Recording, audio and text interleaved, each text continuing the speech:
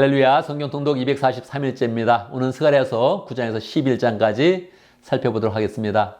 스가랴서는 14장까지 되어 있기 때문에 오늘 3장을 살펴보고 내일 3장을 살펴보면서 마치도록 하겠습니다.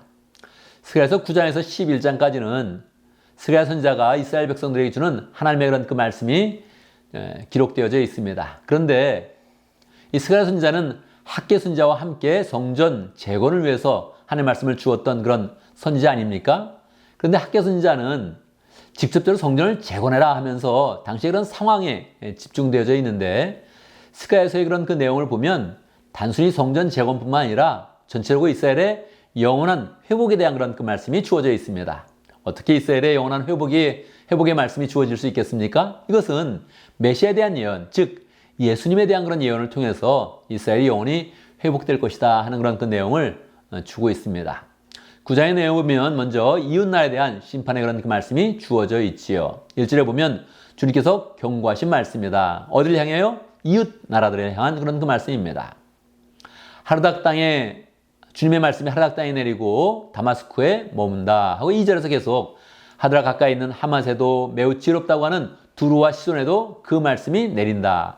하나님의 말씀이 내리면 좋은 그런 그 말씀이어야 되는데 이방 백성을 향한 것이니까 하나님의 그런 심판의 그런 메시지가 이렇게 내리고 있는 것입니다.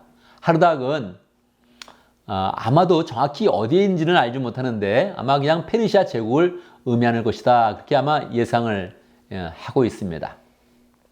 이방 백성에 대해서는 그들의 그런 죄악을 지적하면서 심판의 메시지를 선포하는데 반면에 이스라엘 향해서는 하나님이 큰 구원의 그런 메시지를 선포하고 있습니다. 9절 도성 시온아 크게 기뻐하여라. 도성 예루살렘아 함성을 불러라. 어떤 일을 통해서 우리가 함성을 부를 수 있겠습니까? 내게 왕이 오신다. 그는 공의로우신 왕, 구원을 베푸시는 왕이시다. 그래서 예수님의 그런 오심을 예고하면서 함성을 불러라 그렇게 이야기하고 있는 것입니다. 당시 이스라엘 사람들은 왕이 끊어졌습니다. 마지막 왕이 죽고 나서 그 왕자들도 다 죽었기 때문에 지금 왕손이 없습니다. 그런데 왕이 오신다고 하니까 이것은 다윗의 그런 자손이시며 우리의 영원한 왕 예수님이 오시는 것을 의미하는 것입니다. 어떻게 알 수 있습니까? 그는 온순하셔서 낙이 새낀 어린 나귀를 타고 오신다. 그렇게 이야기하고 있습니다. 여러분, 이 말씀은 예수님께서 예루살렘 입성하실 때 나귀를 타고 가시면서 제자들이 기억한 그런 그 말씀이지요. 예수님은 이 말씀에 근거해서 예루살렘에 입성하실 때 군권을 상징하는 말을 타지 아니하시고 겸손을 상징하는 어린 나귀를 타고 가시면서 백성들의 그런 환호를 받으면서 호산나 찬송이 울려 퍼지게 했던 것입니다. 이 스가랴의 말씀이 그대로 이루어진 것이죠. 10장에 보면 하나님의 그런 구원이 약속되고 있습니다. 1절 너희는 봄철에 비를 내려달라고 주님께 빌어라. 비구름을 일게 하시는 분은 주님이시다. 그렇죠. 비구름을 일게 하는 게 주님이시니까 주님께 우리는 은혜를 구하는 것입니다. 주님께서는 사람들에게 소나기를 주시며 각 사람의 밭에 채소를 주신다. 그렇게 이야기하고 있습니다. 그런데 바로 9장에서 이미 예수님에 대한 그런 예언이 나오지 않았습니까? 그러니까 계속 그 예수님의 은혜 가운데서 이들이 구하는 것마다 다 들어주신다는 그런 약속이 선포되고 있는 것입니다. 4절 유다에서 모퉁이 돌 같은 사람이 나오고 그에게서 장막 기둥 같은 사람이 나온다.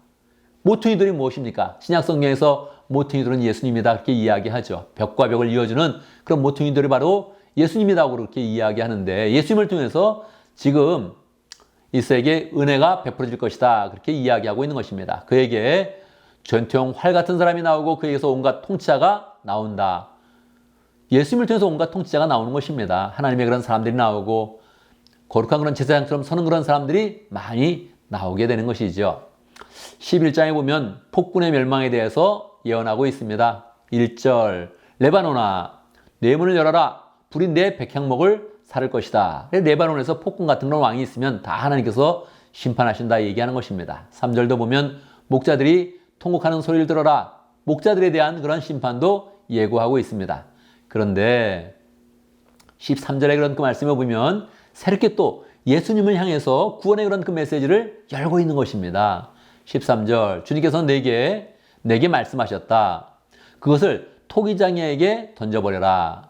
12절에 보면 은 30냥에 대해서 이야기합니다. 그런데 13장에 대해서 다시 또 은 30에 대해 이야기하면서 토기장에게 던져버려라 이렇게 이야기하고 있는 것입니다. 그것은 그들이 내게 알맞은 삭시라고 생각하여서 쳐준 것이다.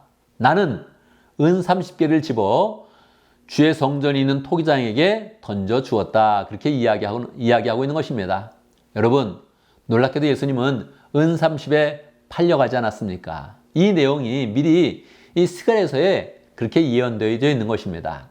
이 예언들은 사실 주목해서 집중해서 보지 않으면 그냥 전체의 그런 맥락 가운데서는 꼭 묻혀있는, 진흙 속에 묻혀있는 보석처럼 그렇게 있습니다. 그래서 우리가 쉽게 발견하지 못하지요. 그러나 우리의 마음을 집중하여서 이 구약이라는 말씀이 예수님에 대한 그런 내용이다 생각하면서 이 말씀을 집중해서 보면 스가랴의 그런 그 모든 내용 가운데 분명히 이스라엘을 향하고 있는데 거기에는 예수님을 통해서 계속 우리까지 오는 구원의 그런 그 말씀을 주고 있는 것입니다. 그래서 우리는 스가랴서를 읽으면서 그 상황이 우리하고는 조금 다르고 역사적 그런 배경을 가지고 있지만 우리에게 오신 건 예수님, 그것을 약속하고 있는데 이것은 이스라엘 백성들이 잘 받지 못한 것입니다. 우리가 믿음으로 받아서 예수님을 우리의 그런 그 왕으로 우리를 구원시키는 그런 통치자로 우리가 모시게 되는데 그 예수님을 우리에게 예언해줬다. 이런 마음을 가지고 계속 스가랴서를 기쁜 마음으로 묵상하면 좋겠습니다.